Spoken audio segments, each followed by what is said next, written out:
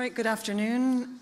My name is Bronwyn Wilson, and I'm the director of the William Andrews Clark Memorial Library and also the Center for 17th and 18th Century Studies. And it's a pleasure to welcome you here to the Clark Library for the talk this evening. It's a real pleasure to be able to introduce Dr. William Zacks, a collector and scholar and a longtime friend of the William Andrews Clark Memorial Library and the Center. He funded and also founded our biannual Oscar Wilde lecture, which is now coming up to its 24th year, so the 12th lecture. And also with Martin Adam, he provided the endowment for the Wilde Holland Fellowship. So that's Oscar Wilde and Merlin Holland Fellowship. And we're grateful to them for that. And also the British Library, the American trustees of the British Library as well. So we all benefit from your gifts and from your friendship with the Clark. So after completing a BA at the University of Pennsylvania and the UC Berkeley, he left to study in Edinburgh in the 1980s, graduating with a master's in 1985 and a PhD in 1989. In 2002, he completed a Master's of Library Science at Cal State University. He was later awarded an honorary Doctor of Letters from the University of Edinburgh, an honorary fellow of the Universities of Edinburgh and Stirling of the National Library of Scotland, and a member of Exeter College at Oxford.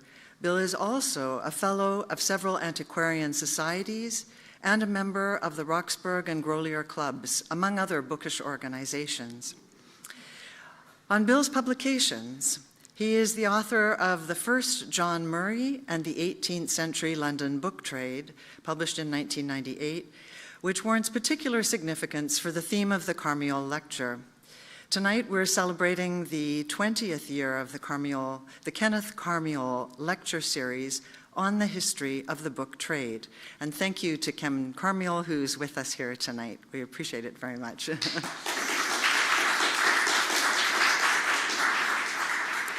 So returning to Bill's publications, he is the author of Without Regard to Good Manners, a biography of Gilbert Stuart, 1743 to 1786, from 1992, and many scholarly and popular articles, reviews, and exhibition catalogs. He lectures internationally on such topics as the history and art of letter writing before, during, and after the digital age, the 1,000-year history of the illustrated book, a story in 10 volumes, one of my favorites, The Private Library of Sir Arthur Conan Doyle, which I was able to see in Edinburgh this summer. Another talk, Authenticity and Duplicity, Investigations into multiple copies of books, and much more. Bill's creativity, curiosity, and energy are astonishing. Blackie House Library and Museum, housed in a 17th century tenement in the heart of Edinburgh's Old Town, is now a research center and exhibition space of some 40,000 items. A Scottish charity and open to everyone, visitors find rare books and manuscripts, paintings, prints, sculpture and photography, along with antiquities, decorative objects, textiles, furniture, and items from nature. No less a cabinet of ideas, Blackie House reveals the different ways human beings and material culture interact to convey information and tell stories. Through salons, performances, exhibitions, and artistic interventions throughout the city of Edinburgh, Bill fosters curiosity and invention, about invention and making things.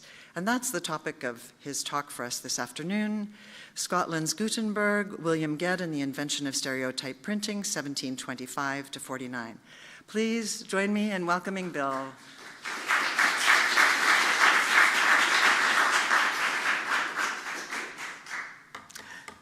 Thank you, Bronwyn, and thank you, Ken, especially, and thank you, all of you, for coming along, battling the traffic and everything else to be here this afternoon. Even with our okay.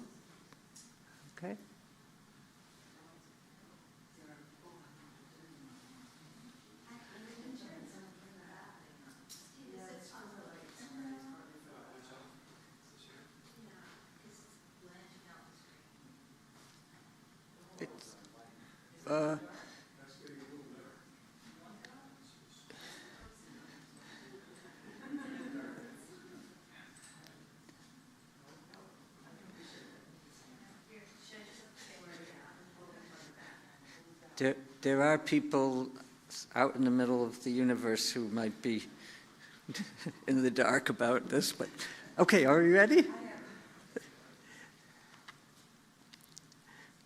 Are you the troublemaker in the room? No. Even with our cell phones on silent and in our pockets, that's a hint, the world's information is but a finger tap away. And one doesn't even need a finger. Alexa and Siri await our commands. The digital revolution of the last decades has been a paradigm shift for the creation, transmission, storage, trade, and control, not only of information, but of one of its key byproducts, knowledge. The consequences are complex, exciting, and for some of us at times, unnerving. Please now set these big concepts, this big data to one side.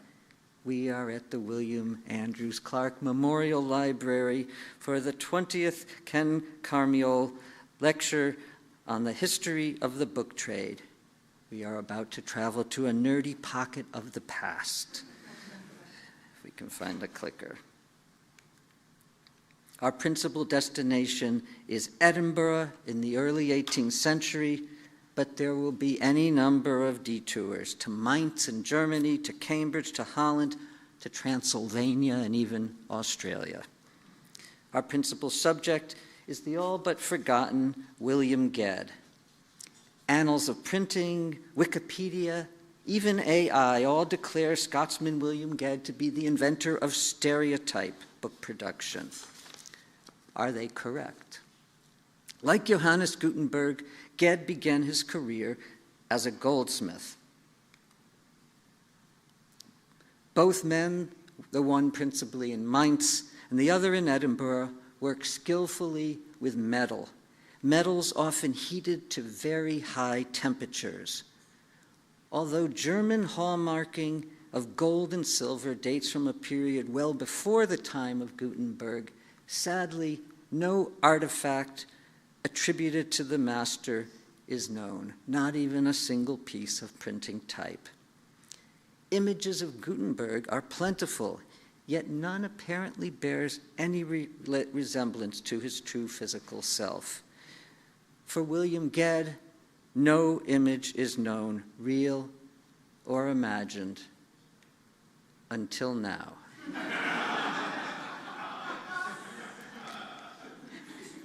In 1697, at about the age of 14, Ged, an orphan, was apprenticed to an Edinburgh goldsmith. 7 years later, he set up business in the bustling high street of Edinburgh. A handful of examples of his craftsmanship are still extant. This small silver drinking vessel, stamped with the initials WG, is the work of William Ged. Known as a quaich for the Gallic cup, its purpose was and still is straightforward: drinking Scotch whiskey. As the quaich is passed around the room, hold it in your hands and commune with William Ged, who with his own hands made this piece in Edinburgh more than 300 years ago. But Ged's career as a goldsmith was relatively short-lived. Instead, bookmaking captured his imagination, his undivided attention, and all of his resources, as we shall see. that neither Ged nor Gutenberg profited much from their bookmaking innovations, and that each was embroiled in legal disputes with challenging partners and rivals may not be a coincidence. But unlike the celebrated Gutenberg, however, Ged's story has not yet inspired a Broadway musical, this one rather unimaginatively called Gutenberg the Musical. The production has such compelling song titles as Stop the Press and I Can't Read, and although it did not have a long run on Broadway, only a few months ago, you could have traveled to Buenos Aires to see a production in Espanol. By contrast, a performance of William Ged's story is taking place now. And you are the captive audience of this world premiere. There are props, quakes, and books, as you will see, but you'll be relieved to know that I am only metaphorically singing for my supper. Throughout history, there are, of course, stories of inventors who, like Gutenberg and Ged, never fully monetized their discoveries. Two notable inventions, both as it happens, like Gutenberg's and Ged's, designed to convey information, but contrasting in other respects, are the Post-it note, which still has its uses, you can see my paper, and the World Wide Web, which is transmitting this lecture far and beyond even Edinburgh and Mainz. Silver and Fry of the Post-it note are largely forgotten figures. Tim Berners-Lee, arguably the Gutenberg of our time, is exceptional, not just in terms of the web's impact on all of us, but because Sir Tim believed free access to be an essential feature of his transformative concept. So Gutenberg and Ged are by no means alone. Moreover, though separated by chronology and geography, they intersect in unexpected moments and places. Ged's innovation nearly 300 years after Gutenberg's, and just 300 years ago, represents an important but largely forgotten moment in the history of printing and the distribution of books. In the 500 years between Gutenberg's invention of movable type in the 1450s and the 1950s, when metal type was no longer needed to print on paper, Stereotype, the innovation credited to Ged, arguably stands above all others. And yet, except in bibliographical circles, and except at the Clark Library, where a copy of one of Ged's Stereotype productions is held and is on display, you can have a look after, not to mention the ones in my hands, well, they're not, they're over there.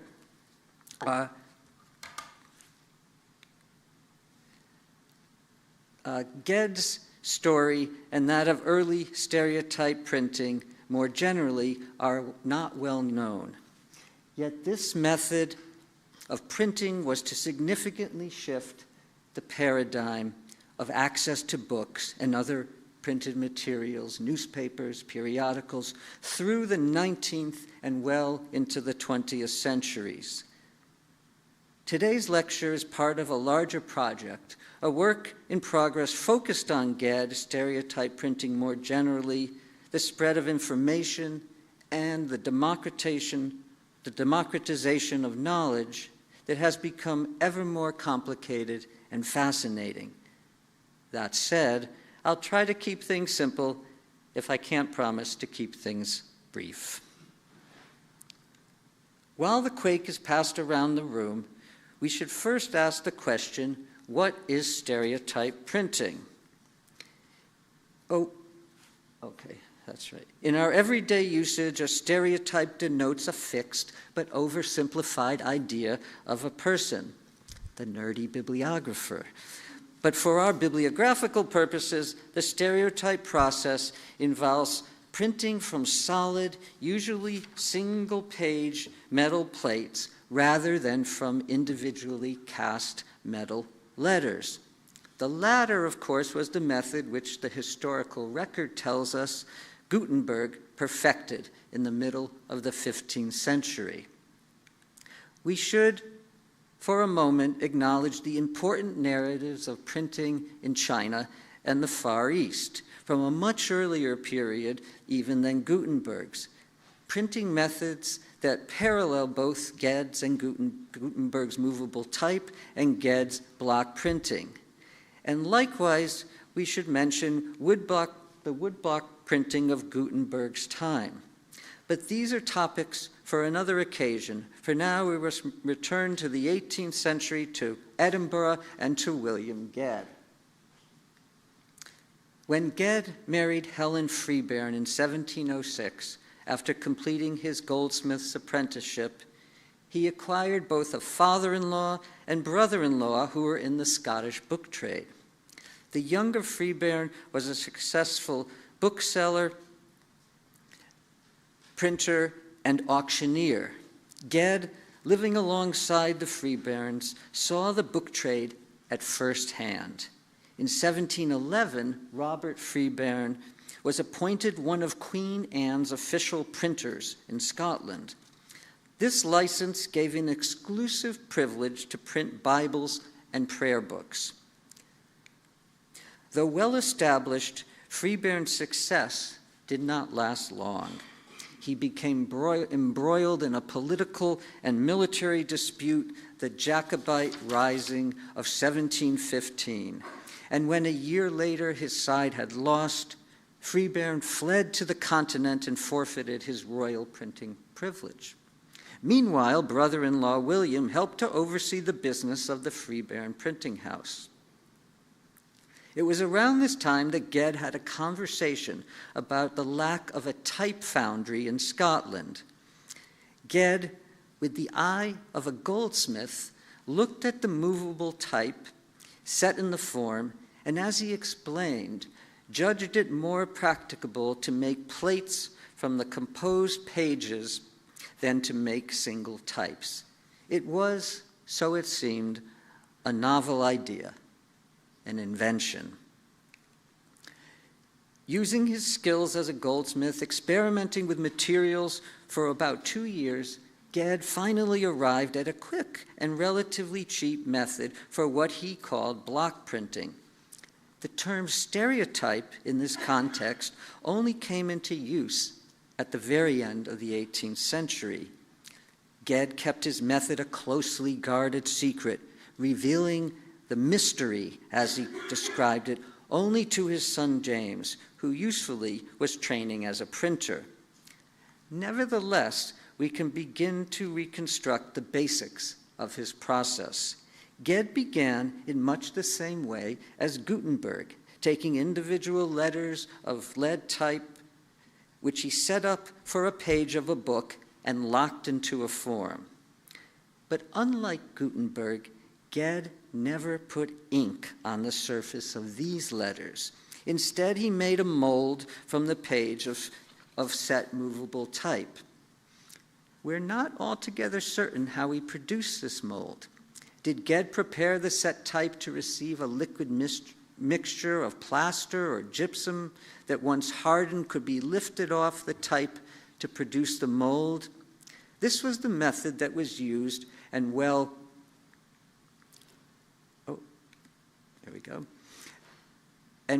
documented in the early 19th century, when stereotype printing finally came into its own as an economically viable method of printing books in quantity. Or did Ged, to make his mold, press the set type of a page into a malleable material, such as clay, which would then be hardened by heat? Or did he use a method with sand more closely allied to fabrications in his goldsmith's workshop? The mystery remains. Into the mold, however it was made, Ged then poured a mixture of molten metal consisting of lead and antimony to cast a thin plate, the surface of which, with this two-step process, replicated the surface of the set page of movable type. Each letter of that arrangement of movable type was then distributed, put back in its tray so that the next page could be composed, and the process of plate making, setting the type, making the mold, then casting the plate, continued until all the page plates required for the book in question were produced.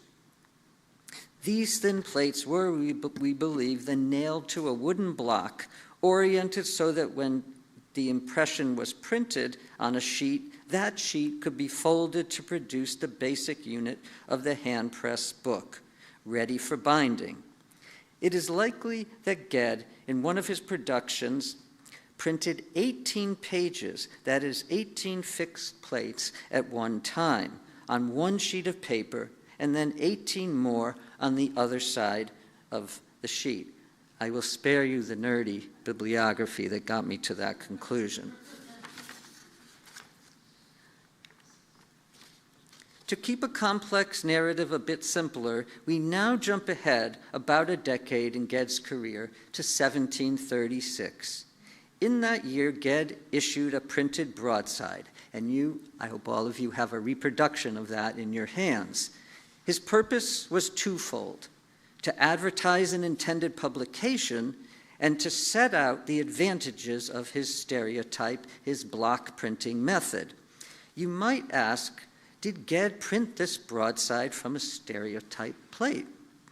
Very unlikely. Only works that would require continual reprinting would typically be plated.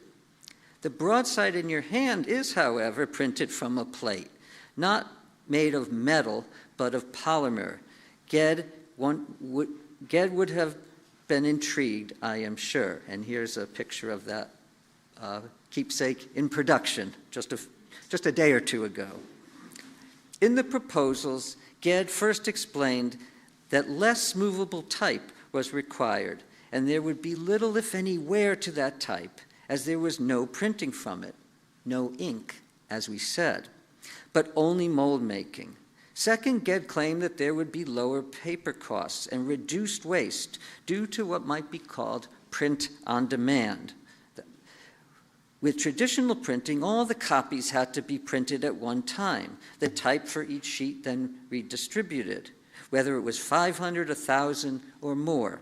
It didn't matter how confident or uncertain a publisher might be about a successful sale. If the work did sell well and a second edition was required, the pages of type had to be reset, a costly process. If it sold poorly, copies might be pulped at a considerable loss. The third advantage Ged described was significant. For subsequent printings, there would be no setup costs for the composing of the type and the correcting of the copy. That is, no proofreading of errors introduced in the typesetting process. A fourth advantage was the assurance of correctness, as the text of the plate was fixed, a stereotype. Finally, Ged believed that the quality of plate printing to be identical, if not even better, than from movable type. Whether this is in fact the case depends on many variables that are shared by both methods of printing. To begin with, there is the inking for each printed leaf. Then there is the degree of pressure from the press applied to each impression. These and other human factors add variability to what might seem to be an identically reproducible mechanical process. Good letterpress printing aims to achieve this. Thus, identifying a book printed by stereotype rather than movable type is a challenge. To overcome this and make such distinctions has been one of the goals of my research. What did Ged do with his new invention?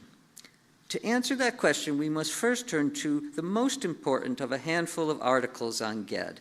This one, written by an Englishman, John Carter, an author, bookseller, and bibliographer who is perhaps best known for his ABC for book collectors, and whose research uncovered forged printings of the notorious Thomas J. Wise, some of which, the forgeries, are in the library here. and most notable among them is the Sonnets from the Portuguese of Elizabeth Barrett Browning, a facsimile of which Mr. Clark lavishly produced. That is a facsimile, although he didn't know it at the time, of what turned out to be a forgery. We should have that on display. Ikumi, where are you? And thank you to Ikumi for helping me with all of these wonderful books from the collection. In 1960, Carter published an article on Ged in the Library, the scholarly journal of the London-based Bibliographical Society.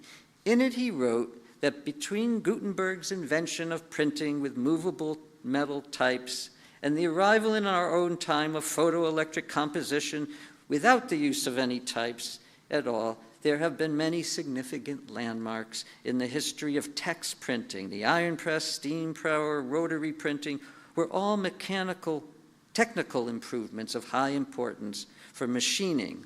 Linotype and monotype and other typecasting machines have changed the face of the composing room, but there has only been one really radical invention: stereotype. And its origins are obscured by a fog of uncertainty so dense, you can read the rest. Why, you might be thinking, didn't Ged just follow the path of Gutenberg and print the Bible or Book of Common Prayer? Perfect books for stereotype printing, as the plates could be used again and again to produce copies of a text that was not really going to change. Well, there are two reasons. First, as we've alluded to in the case of Robert Freebairn, the British Crown held the exclusive right to license these texts. Second, Ged did in fact enter into a partnership with those who held a royal license. For when one of those men, William Fenner, a London stationer, was in Edinburgh in the mid-1720s and by chance witnessed a demonstration by Ged of his plate printing innovation, soon the two men came to an agreement. Fenner would advance all the capital and Ged would get half the profits. With a signed 21-year contract, Ged seized what he then imagined was a good opportunity. He packed up his family and his plate-making tools and headed from Edinburgh to London. But it would all end in disaster, and as far as we know, no complete work was printed in England. And the partnership, or in fact a series of partnerships, all collapsed, creating a tangle of legal papers for us happily to unravel. At this time, the 1720s, William Caslon had recently set up his London type foundry, giving England, for the first time, a high-quality and distinctive typeface. When Caslon heard of Ged's innovation, the type founder boasted that he could do the same. Indeed, he thought anyone could. A challenge was set up and a wager laid. Well practiced in his technique, Ged produced his example in less than a day. Caslon, hearing of this development and finding it more than challenging to succeed at all in plate making, retreated from the field. And Ged later reported, "My too expeditious performance here proved rather a detriment than advantage to me, as I came afterwards to understand from the king's printers themselves, who, having acquainted Mr. Caslon with what had happened, he declined keeping the appointment." Ged had shown the London trade, type founders, printers, and stationers alike, that his innovation was a potential threat to their business, or could be perceived as such.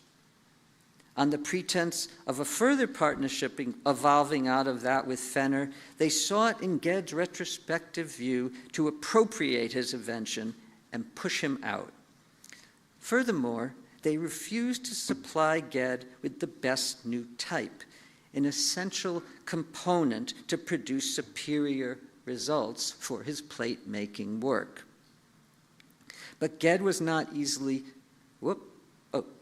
But Ged was not easily discouraged, and for a number of years he worked with Fenner and the other partners who held the license for Bible and prayer book printing in Cambridge, the town to which Ged for a time transferred himself in the early 1730s. And indeed, there is a clear archival record of Ged's plates being produced at Cambridge. In particular, this Book of Common Prayer from 1733, published by Ged's partner, William Fenner, which seems to have survived in only one copy.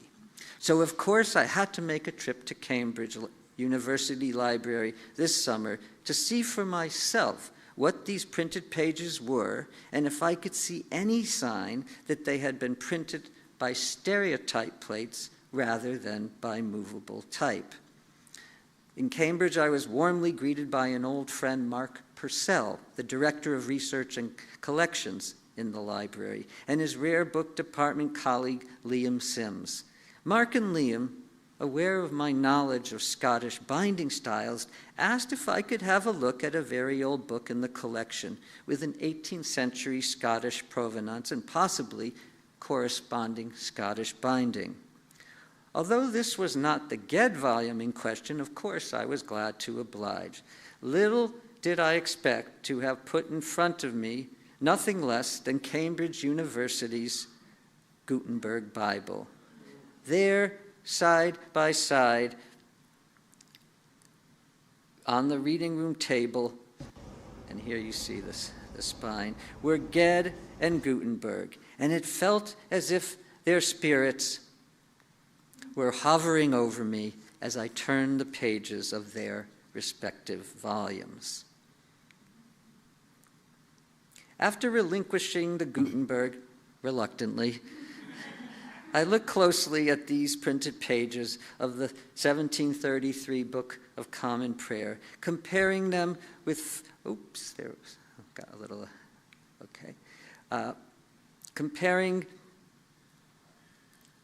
comparing them with pages further on in the volume that, according to the archival record, had been printed by movable type.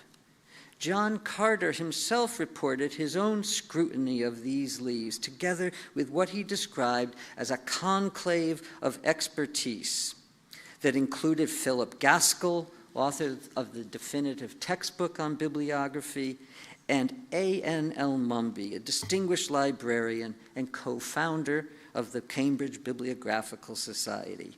And in our nerdy bibliographical world, these two men, among others, are legends. But at the end of the day, Carter's confidence in these experts to make a determination was, as he put it, unjustified.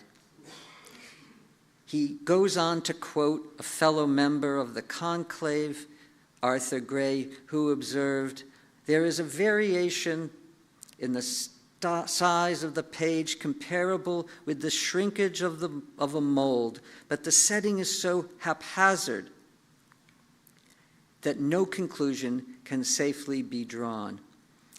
The edges of the pages are printed very heavily, letters are filled in, and the letters are battered. All this could point towards stereo printing if the standard of presswork was not as bad as it is." It would have been helpful to have had another example of the Ged-Fenner 1733 Common Prayer. Looking at multiple copies is a keystone of bibliographical inquiry. Although it is thought that thousands of copies were printed of this prayer book, precious few remain. In fact, the only other documented copy in the British Museum, as it was then, had been destroyed by a German bomb during the Second World War. Alas, both Ged and I had to leave Cambridge and return to Edinburgh, not having found that which we sought, not yet anyway. For Ged, the following 4 years, from 1732 to 1736, were, as far as we know, quiet ones. Recouping capital, perhaps making a quake or two, or preparing to make another attempt at monetizing his invention. For reasons I do not yet understand, Ged's June 1736 proposals for the new edition of Sallust's history did not yield a publication for nearly 3 years. What intervened is not clear. Was it a slow uptake on the 5-shilling upfront subscription for each copy, a marketing technique close to our modern-day crowdfunding? Was Ged involved in producing other works? We will revisit this possibility shortly. When the edition of Sallust finally did appear in 1739, Ged asserted the novelty of his innovative production method front and center. Translating the Latin imprint, William Ged, goldsmith in Edinburgh, made this not using movable type as is commonly done, but with fused tablets or plates. Was Ged letting his nefarious partners and rivals in England know that he was not defeated? Needless to say, the only thing that had changed when he reprinted the Sallust in 1744 was the date. Nevertheless, there was significant variation in the impressions from the same plates, if some years apart. And there are copies of both issues, the 39 and 44, on the table here that you're welcome to have a look at afterwards. In between the two printings of Sallust, Ged produced another title, an edition of Henry Scougel's Life of God in the Soul of Man. This now forgotten work, a kind of popular self-help religious text, was first published in 1677, and a copy from the Clark collection of the original edition is on view at the table here, as is Ged's Stereotype edition from my own collection. For reasons which are fascinating but as yet not fully understood, Ged engaged a printer in Newcastle, 100 miles south of Edinburgh, to produce this small volume from his plates. As well as the declarative imprints on the 2 issues of Ged's Sallust and Scougel, the posthumous publication of Ged's autobiographical memoirs 32 years after his death by the London printer John Nichols from a manuscript preserved by one of his daughters also ensured that Ged would not be written out of the history books. Rather, he would be regarded principally as a man, as a man with an idea ahead of its time and mistreated by members of the trade who saw his invention not as a way to produce greater numbers of cheaper books, but as a threat to their livelihoods. Nor could his son James do much to establish the stereotype method, despite attempts in London in the 1750s. And so James prepared to ship his father's equipment to Jamaica, where he intended to join his brother William, who was a printer there. But James died before these prospects could be realized. Ged and his wife also had 3 daughters, all of whom remained in Edinburgh and would come to be the curators of their father's legacy, instrumental, as noted, in producing the biographical memoirs of 1781. Especially since the invitation came to give this lecture, I have renewed my efforts to scour printed and digital archives for material relating to Ged and metal plate printing. Every copy of his Sallust and Scougel I could find has been inspected. And recently, I commissioned a cutting-edge scientific investigation at the National Museum of Scotland on the artifacts Ged himself produced.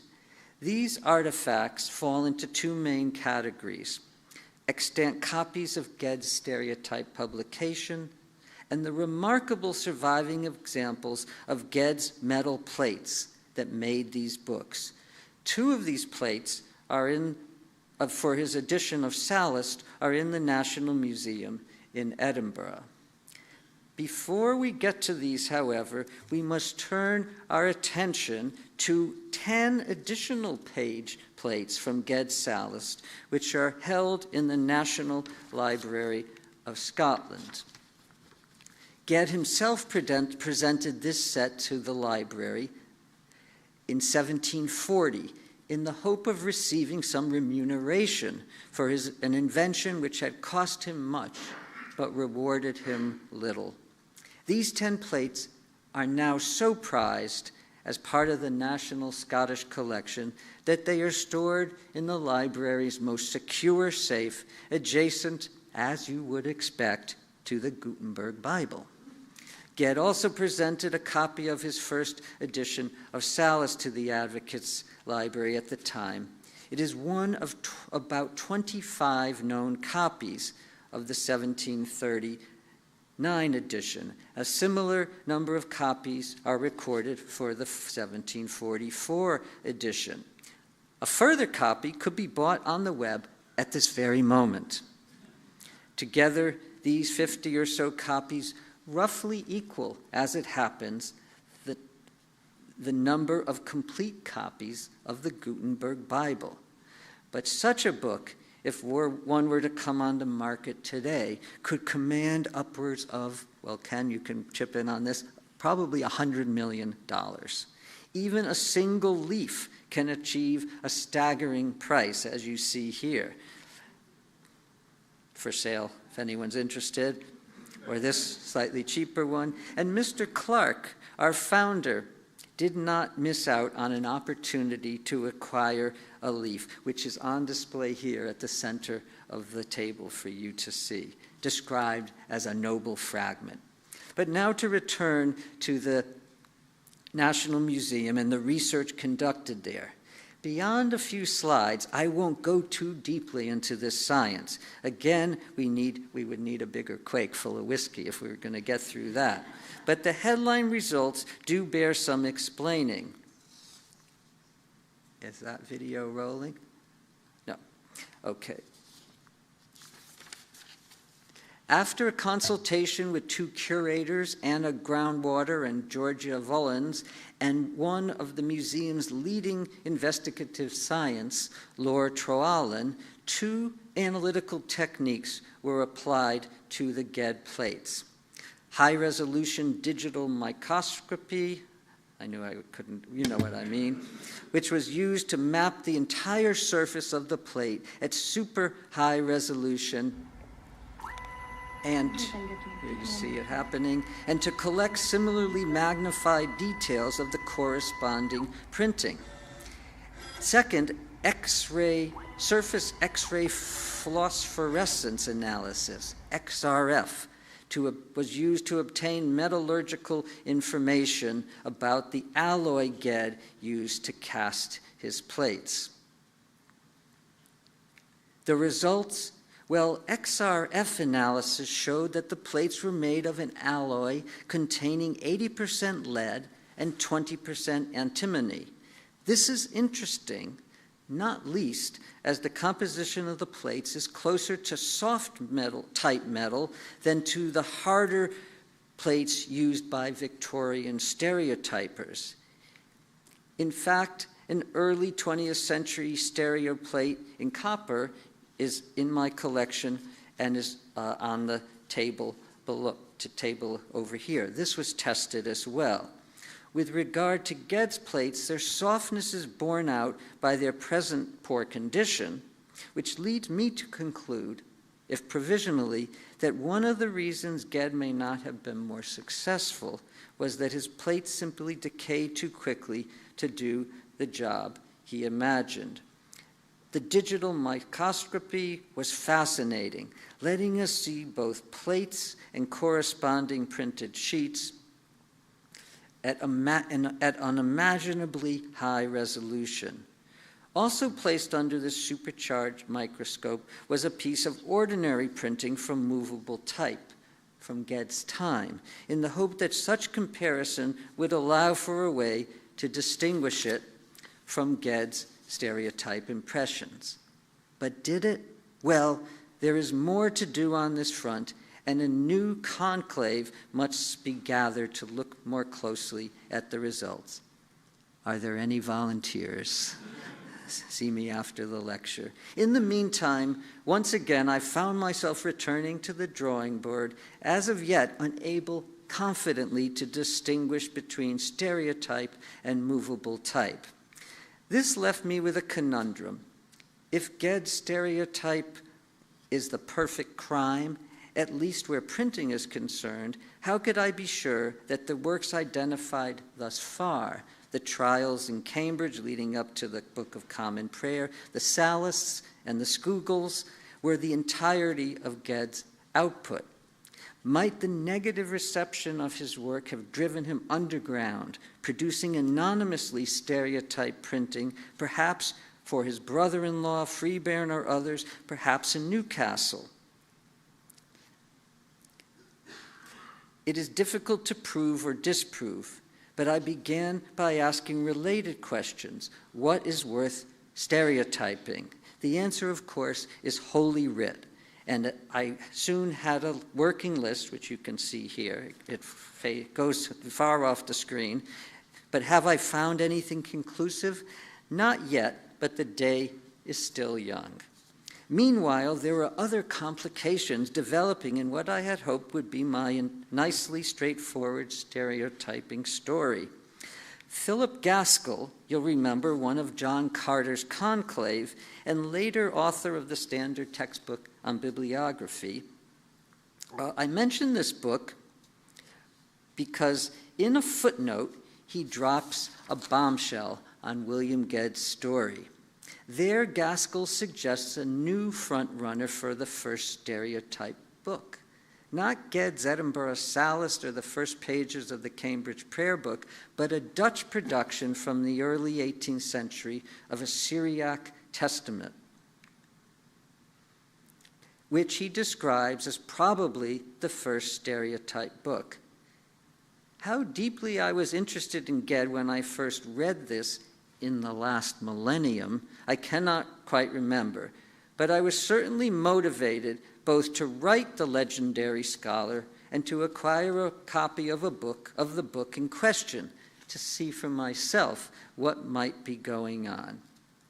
Gaskell's response, while it didn't answer any questions, was certainly pleasing to receive. Whatever work on early stereotyping was in progress in 1969 never came to anything. So what I was hoping to do 30 years ago has turned out to be, as they say, an old sock in the great laundromat of time. Whether Ged had heard of a printer in Leiden who was producing books in a similar manner by plates rather than movable type is not documented. Whether Robert Freebairn, his printer brother-in-law, who spent part of his exile in Scotland, had seen this innovative method of book making and conveyed the idea to Ged is not yet known, but intriguing. History, of course, records any number of examples of discoveries made independently of each other. It bears repeating that one of the principal reasons to go to the bother of making solid page plates from set movable type was the prospect of a demand for further printings and the likelihood that nothing was going to change between those printings, apart perhaps from the date on the title page. So while I did speculatively acquire the 1709 Syriac Testament, you can see it there, as Gaskell notes, I did little more until about a year ago when another edition of the Syriac Testament from 1717 crossed my path. Looking closely at them, and happily at the Clark copy here, which is on display, for evidence of plate printing, I was again none the wiser in that respect. During the same visit to Cambridge, I pulled off the reference shelf the hefty History of Cambridge University Press by David McKittrick. There, again, the Syriac Testament popped up in a footnote. David, the long-serving librarian at Trinity College, Cambridge, one of the most like this, one of the most beautiful rooms in the world, is a revered book historian and a generous scholar. Thanks to him, I was connected to two researchers of the stereotype story. Paul Hafidger in Leiden sent me a soon-to-be-published article that clarifies the story behind Gaskell's footnote. Not only is there clear archival evidence of the production of more than 20 books by metal plates in the Low Countries between 1695 and 1791, but as you can see, several of these plates survive, including those of the same Syriac Testament. The principal inventor was the Lutheran minister Johannes Müller, who collaborated with the metal founder Philip van der May and the Leiden publishers Botsuin and Luckmans to produce the first group of these stereotype productions. Paul and I have begun a collaboration sharing information, especially around the latest science conducted at the National Museum of Scotland. However, there isn't time now to go into further details, not least because I now believe Müller was not the first inventor of stereotype. David McKittrick also connected me with a scholar in Melbourne, Australia, Brian McMullen, with whose bibliographical work on Walter Scott, some of the nerdiest stuff I've ever read, I had long been familiar. Following the research of two other scholars, McMullen took a very deep dive into the archival records in Holland and even in Transylvania, together with the evidence lurking in the printed pages of a certain number of books themselves. He concluded that a man called Joseph Athias, a Jew of either Portuguese or Spanish heritage, was producing in Amsterdam Bibles and other religious books in quantities from the early 1670s. The surprising thing is this: these are not Bibles in Dutch, but Bibles in English, and typically including engraved title pages with the date 1648 and the place of publication, Cambridge. But these are false imprints, virtually identical in appearance to those produced in Cambridge and intended to deceive and cut into the exclusive royal privilege of certain English printers. These books might be compared with the Gucci and Hermes handbags sold on the city street corners, or the rogue iPhones sold in Hong Kong electric shops, and probably in shops or corners not far from where we are now. Athias could not have acted alone, and the story, as described by McMullen, is far more complex. It clearly suggests that going underground, going rogue, challenging those with the exclusive license to produce certain books at low cost, was from the first part and parcel to the origins of stereotype printing. There is at least one thing of which we can be certain: a greater economy of scale put a greater number of books in the hands of a greater number of readers. With this knowledge gleaned from the bibliographical scholarship of McMullen and his predecessors, I took immediate action, and by good fortune, moments after completing my first reading of McMullen's article, and aided by my friend and colleague and co-conspirator Kelsey Jackson Williams, who I must add has been instrumental in helping me with this research, and a member of the Blackie House conclave, we acquired an example of what could be regarded as the earliest evidence of stereotype printing. Oh, sorry, that was a little bit soon. And now I conclude. One key question which this lecture has asked is this: might there be ways to look closely at the printed productions of Ged and to distinguish metal plate from movable type printing? letter for letter, word for word, and page for page. Another key question, not fully on my radar when I began to research Ged's story, is that of priority. Put simply, who really did invent stereotype first? Ged, as we have seen, was pipped to the post by Johannes Mueller. Now we have good evidence that in turn he had been beaten to it by Joseph Athias. But there is one more player we have yet to consider. Yes, it is none other than Herr Gutenberg himself. For even as I speak, a debate is raging on Ex Libris, an online forum for people who are obsessed with books, over whether Gutenberg might have printed the 1460 Mainz Catholicon not with movable type, but with two-line metal slugs. Essentially, a primitive version of stereotype. The possibility was first raised in 1982 by the distinguished librarian and bibliographer Paul Needham, and has since been championed by him against all comers. According to Needham, a combination of unusual patterns of paper usage, telltale side-to-side movements of line pairs in the press, the slugs, and the minute specks of ink which appear, and he argues to have come from the nail heads holding the two-line slugs onto their wooden supports. All these conclusively argue, he believes, for stereotype being the almost coeval with letterpress itself.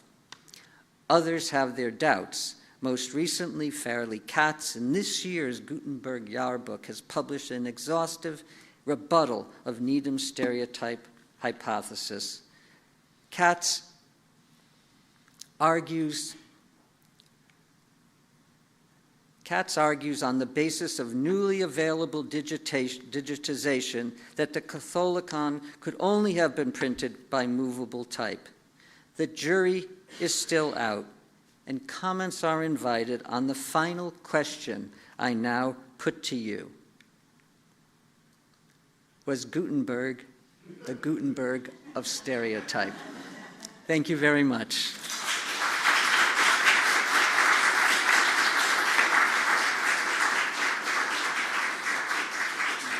And thank you, Ken. Thank you so much, Bill, for a really remarkably fascinating talk. I'm sure there's a lot of questions. So I'm going to go around with the microphone so that people who are on YouTube are able to hear the questions. So please raise your hand and then you can respond. You'd think that some other Edinburgh printer would have picked up after knowing about Ged's technology, picked up the stereotype like work, but there's no evidence of that. No, there's no evidence of that, not for another 60 years, when at the end of the 18th century, two Scotsmen, Fowles and Tulloch, actually come up with a good way to make these plates and patent it. And then it goes down to England, to Earl Stanhope and beyond, to across the world. Ged, unlike Sir Tim Berners-Lee and others, kept this innovation a secret, and others were not able, at least at that time, to replicate it. So really, there's, but good answer. Yeah.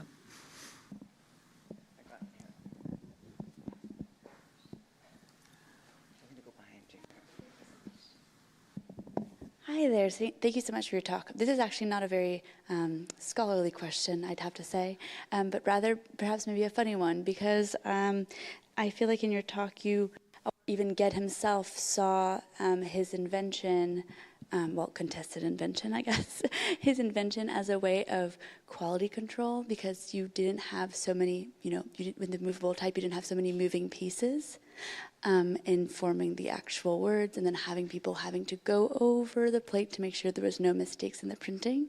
So my question is whether or not there was actually extant plates that actually have mistakes on them, because that's a very costly mistake to make.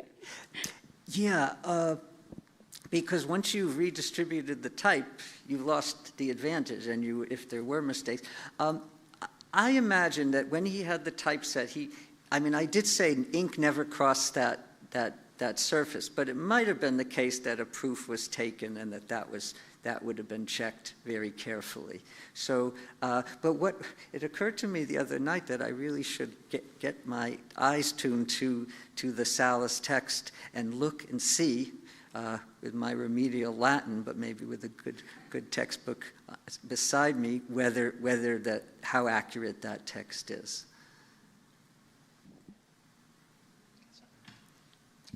I have two questions. One, have you ever drinking whiskey out of the cup?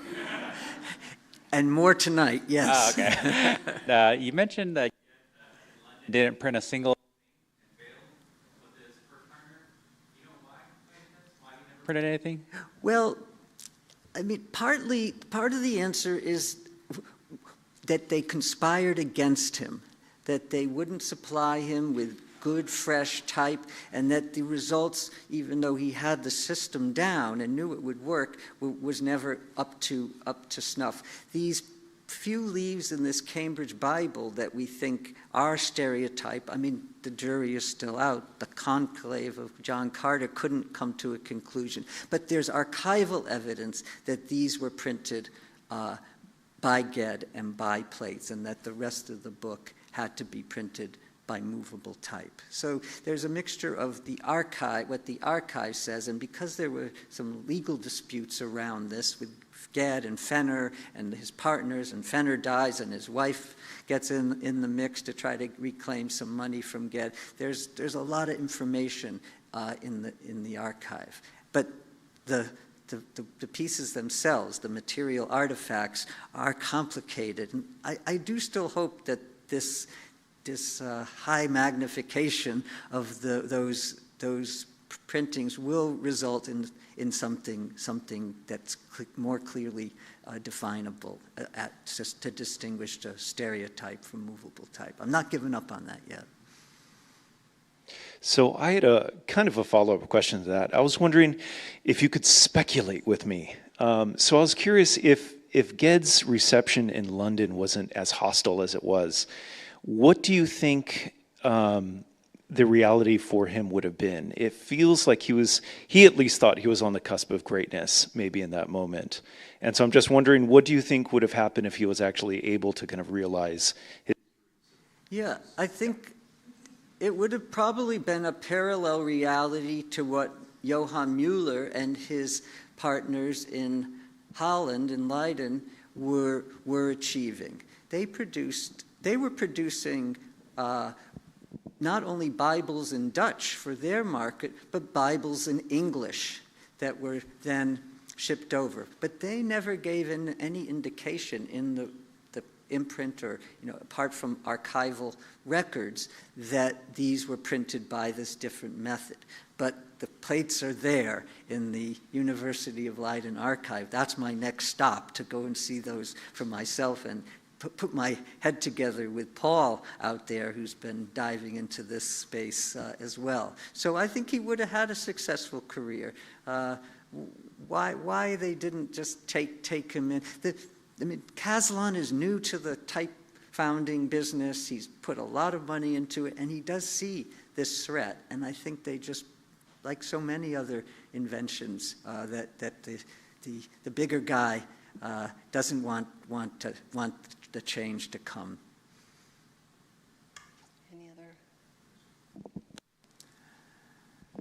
Yeah, it's fascinating. There's obviously multiple discoveries here, and it appears they're independent, right? That these independent sort of inventors could not have known what others were doing in other locations. The stereotype was invented several times spontaneously, independently, I assume.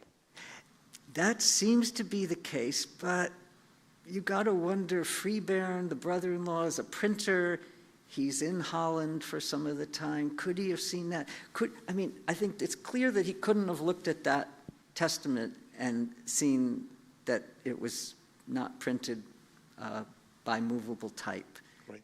at least we can assume that. So I think that's, it's very likely that there were these independent inventions happening. Could I just add a follow-up on that? Would the reason for the kind of collective inventions of the stereotype, would that be in part because of woodcuts? I mean, just the facility of woodcuts, that would have been something that would have been the impetus? You would think that might be. Well, I mean, maybe that's too block obvious. printing, making books with woodcuts had been happening in Gutenberg's time, but it's these blocks are thick and they break easily because it's wood and not metal. You can only print those wonderful books that we have are printed on one side. That's not it's for the similar reasons that the book, the movable type, and printing in China doesn't sort of surge ahead. There isn't the sort of the distribution for it. There isn't a way to do it, to mass produce these kind of things in that way. And the other thing, this is probably, I think you just answered the question when you were responding to an earlier question about the Mueller plate, the one that's in Leiden. Do you have any idea what the material is? I guess not until you go to see it, but. There's many plates. It probably, I don't know the number, but could be as many as a dozen plates. And Paul is very interested to see this XRF analysis that we had and wants to do the same to their plates, to really see if that was the difference in the success that they had versus the, relatively speaking, the failure of Ged. Yeah, thank you. Okay. Just sort of a medical question. These people are dealing with lead, antimony, which are all toxic. Do these people die young because of their exposure to these products? Yeah, Ged gets into his early 60s, so I'm sure there were industrial hazards in all that for the goldsmith workshop and for in the printing house, and certainly the type founders would have had that. I'm curious if there are any cases in Arabic of stereoscopic or stereotypic printing of the Quran, for instance. Maybe not this early, but at some point. Do you know? I mean, I have a list of the Dutch books we know were printed, and Holland at that time is one of the centers for producing books in Syriac. And I mean, have a look at this book. It may be an Arabic font. I'm not sure. I could answer that question quickly, but I can't tell you for certain right this second.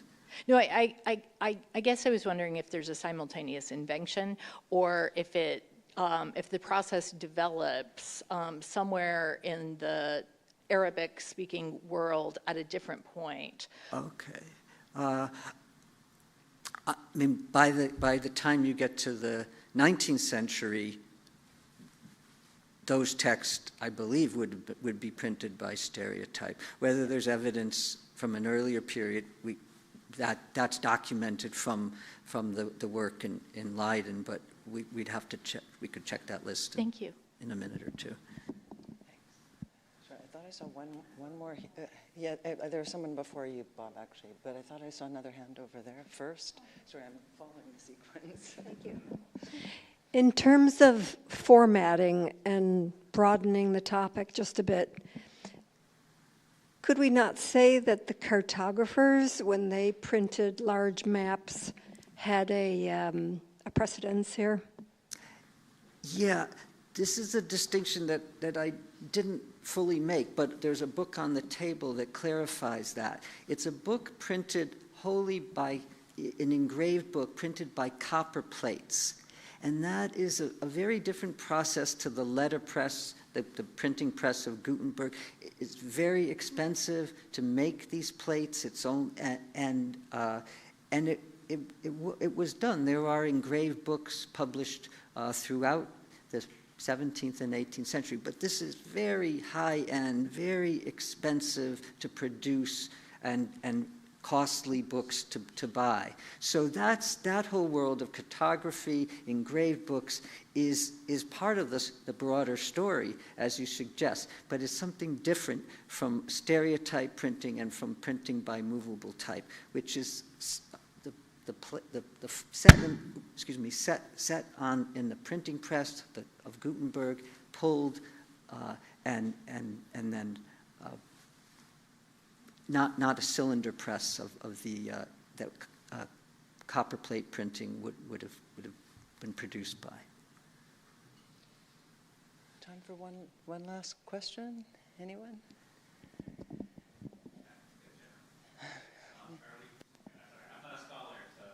That's okay. Good time. I was just wondering, what drives you to find the answer? Well, you have these books, the Ged, Sallust, that's hailed as the first stereotype book. It's coveted by collectors. It can command on the internet today a premium. Another edition of Sallust printed in the same, a year or two later is maybe a 100-pound book or a 50-pound book or 300-pound book if it's in a nice binding. It's not a several thousand-pound book. So I want to sort of set the record straight and find the truth with these things. I mean, at the end of the day, I would like to get a Gutenberg Bible, but that's another story. All right, just before I thank Bill, I wanted to mention, first off, remind you to take this keepsake that he had produced with letterpress as a memory of the talk, and as well, we're delighted that there's going to be a commemorative volume produced of the talk that will be in letterpress to celebrate the anniversary of Ken's lecture series. And it's terrific that it could be you who is the person whose text will be a part of that. It seems a perfect fit. So we're excited about that coming in the future. You'll all receive a copy of this. And I wanted also to invite you all to the reception, which will be in the North Range following this. And there's some time, I think, also to take a look at the sources that are on the table before we head over there. So, is the commemorative thing on Stereotype? It's a version of this lecture. I do have one question. Who has the Quake? I gave it. Oh, right there. Okay, thank you. I made sure. All right, thank you very much.